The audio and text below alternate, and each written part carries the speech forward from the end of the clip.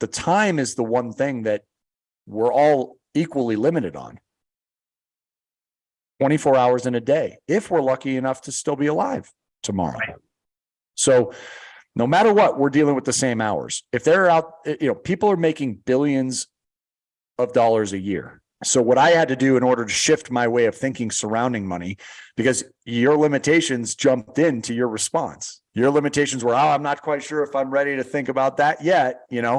One thing that helped me in order to make that shift was, instead of going bottom up, which was what I was raised to do, because when I first started working, I was making 25 cents an hour weeding neighbors' yards. 25 cents an hour. I'm thinking back on that now. I'm like, I'm pretty sure that was probably illegal. They probably should have paid me more to come out there and do the work I was doing. But 25 cents an hour suddenly became $5 an hour. And eventually I was making $10 an hour. I can still remember back to when I was first making $10 an hour. I can still remember the first time I was making $12 or $20 an hour.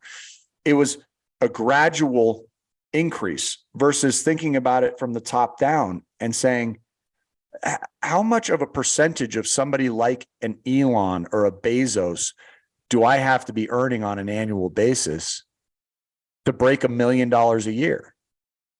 It's frighteningly low with the same 24 hours.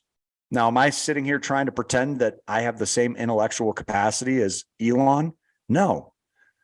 But how much dumber do I have to be before $1 million a year is completely impossible for me? In reality, I need to be thinking about things so much differently and giving myself a lot more credit for my capabilities. And therefore, I refuse to waste time on things where I cannot at least see the upside potential of over $1 million a year. I have to be able to see that potential.